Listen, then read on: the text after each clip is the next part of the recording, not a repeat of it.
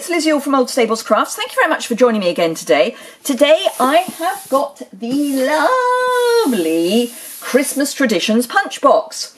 This I think is hidden. It's right in the middle, at the front of the catalogue, the Autumn Winter catalogue on page 2.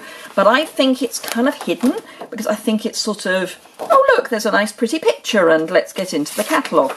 So I wanted to highlight this. Let's start with, it includes masses of stuff, but also look at the tin. It's perfect for all your Christmas goodies. So let me open it up and show you what's inside. We start with, it's a punch box, so we've got a punch. If I can get it out, I have had it out, so I know it comes. I need it out, so it'll be useful if it comes. So there we are, one lovely punch, and it's a really interesting little shape. It goes really well with circle punches, as you will see shortly. There is also one of our not unusual kit blocks. It's about the same size as one of our regular D blocks. It's just a slightly thinner and more square-edged block, but it's a really good size.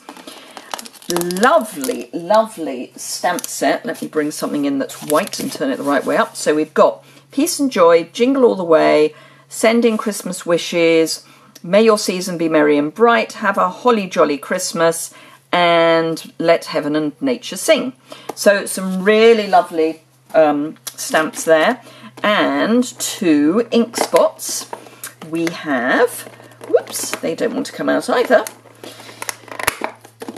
We have Call Me Clover, so one of the new ink colours. I say new, it launched in June last year, June this year, I'm wishing the weeks away.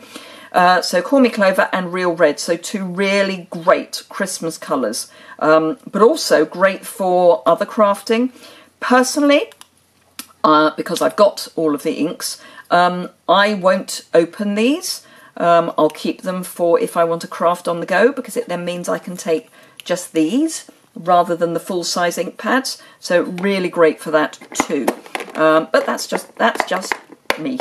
So I'm going to pop those back in. But look at the tin. You know, you take everything out, and then you've got that lovely tin which you can use for all sorts of goodies for your Christmas treats. So let me pop that lot to one side, because obviously I want to show you a project that I've made and then make another one. So the project that I have made is this one. It's using one of our craft pillow boxes. These come in a pack of 10 and they're in the annual catalogue. They're really easy to put together. I'll show you that in a minute. And all I've done with this is used our 2-inch circle punch and our starburst punch to create the background. The stamping, I have used a Call Me Clover and a Real Red Stampin' Right marker. So do remember that you can use your markers. These are photopolymer, and I'll come on to how I would prepare photopolymer, particularly if you use with Stampin' Right markers. But then I've just punched Real Red and gold foil for a little backing, and then that would be great for either a tree gift or a table gift, and then you can fill it with all your goodies.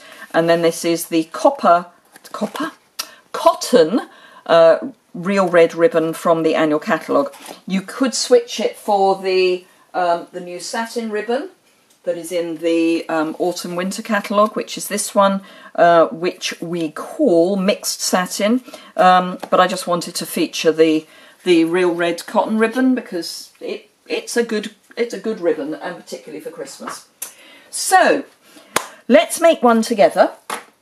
I am going to use, because I love it, the Merry Mellow and Copper ribbon, what do we call it, reversible ribbon, which is in the Autumn Winter catalogue.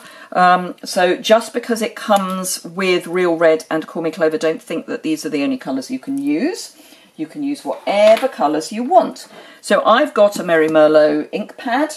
I'm only going to use Merry Mellow ink this time because I'm going to use one of the other stamps. This is how the pillow boxes come, so you'll find that they are pre-scored. They've got a hole or a cutaway on one side, and they're full on the other. Personally, I put the cutaway in because that's going to be the hardest bit to open, and then just fold in the other side. You do need to kind of mould it in a bit, but that's that. I'm going to do the hardest bit first, which is the bow. Because anyone that has ever tried to tie a bow on video will know it's not the easiest thing in the world. I don't know why. I can tie a bow perfectly adequately under any other circumstance, put the camera on, and I am useless. However, the plus with this is whichever way the bow ends up, I can slide it round the box, so I'm not too worried. She says, famous last words, I do need it to at least be tight round the box. So, and ideally I want both bows, or both loops, to be either copper or Merry Merlot. Don't actually mind which, but both would be nice. Both the same would be nice. So I think I've managed to get them both as Merry Merlot. My tails are a wee bit short, but I'm going to not tempt Providence and try again. I think I'm just going to go with slightly short tails. So, and that I want copper out. And then I can just cut my ribbon at a jaunty angle. And that is done. So that's the hard bit. So the not so hard bit, or the really, really easy bit, let me just tighten that fully and tweak that. There we go. So really nice little bow. And first things first, let's get some copper foil and punch out our copper foil. And inevitably a helicopter is now flying over. Good old RAF Benson. They choose their moments. So that's our copper. And then our 2-inch Merry Merlot circle. So that's that bit. Then I'm bringing in the B block just because I've got the B block. I might as well use it. So let's see. Let's have a Holly Jolly Christmas. I think that would be nice in a darker shade. So pop that on my block. I've got just a scrap of Whisper White, and I'm just going to check that that will definitely fit. Yes, it will if I go that way. Will it fit if I go that way? Probably yes. Right, so conditioning your photopolymer stamps when you first use them. This is straight off the sheet. I haven't even checked that it'll fit in the punch. You'd like to think it would, as it is a punch box stamp. So either clean it on your stamping scrub, or what I tend to do is rub it on the back of my hand, and it goes a little foggy. It just takes there's a release, kind of silicone release that they spray the moulds with, so that the photopolymer comes out of the moulds easily. And that's what you're trying to get rid of. The other thing you can use, she says, trying to grab it, is a really good, reasonable quality white eraser, and that just rubbed over will do the same as rubbing it on the back of your hand. But you've always got the back of your hand available, so, it's fine. I wouldn't recommend doing 15 at once, but it's fine. So, Merry Merlot, so just open our Stampin' Classic stamp ink pad. My brain is not letting my mouth work. I don't tend to open them all the way because you don't need to. And then ink up and just stamp straight down. Now, I did say I would tell you how to condition for using Stampin' Right markers exactly the same way. But then you go in with the side of your marker, not the point. So you would ink up, using the other end. You would ink up using the fat end, but the side, so you'd rub over that way, not across that way, because that will ruin the tip of your marker pen. So not a good idea. We want our marker pens to last. I am going to clean my stamps sooner rather than later, because the red inks tend to stain your stamps faster than the other colours. It is only a stain. It's what I would call clean dirt, not dirty dirt. But the sooner you clean your stamps, the less likely they are to stain.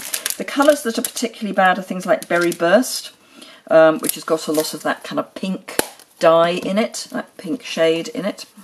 So let's have a look at which way we can punch this. We can definitely punch it that way, and we can punch it either way. Well, on the basis that I did the other one the other way, let's do this one this way. And punch that out. And then all we've got to do is stick it all together. So, some snail on our Merry Merlot circle. You could use tear and tape if you managed to get fast fuse when it was available on the clearance rack, or you still have some left over. That would be particularly good. Then I know I have got...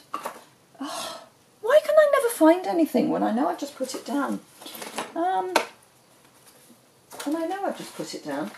I had some dimensionals. You'd think, wouldn't you, that I could find a sheet of... I can't even see them for looking at them. They're in front of me. How sad is that? Right, so I'm just going to pop a couple on the back. You may only need one, but, you know, just for the sake of...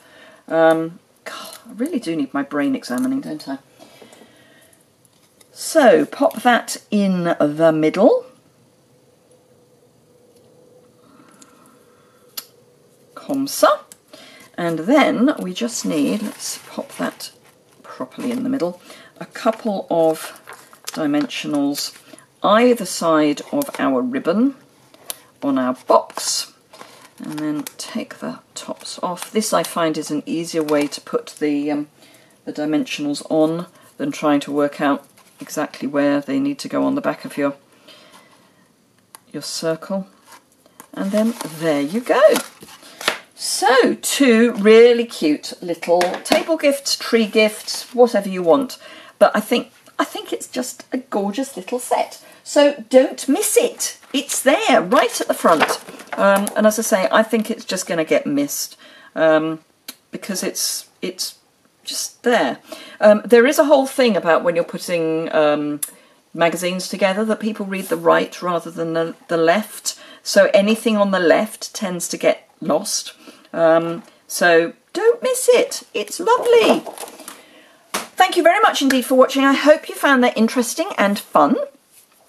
If you need any products, obviously I would be delighted to welcome you to my customer bank. If you're in the UK, I only work from the UK, so UK address is yay! If you enjoyed the video, please give it a thumbs up. If you don't already subscribe, please do hit the subscribe button in the bottom right hand corner. I'm trying to get to 5,000 subscribers before the end of the month. It's my birthday on the 1st of November and I've just set that as a goal to get 5,000 subscribers by then.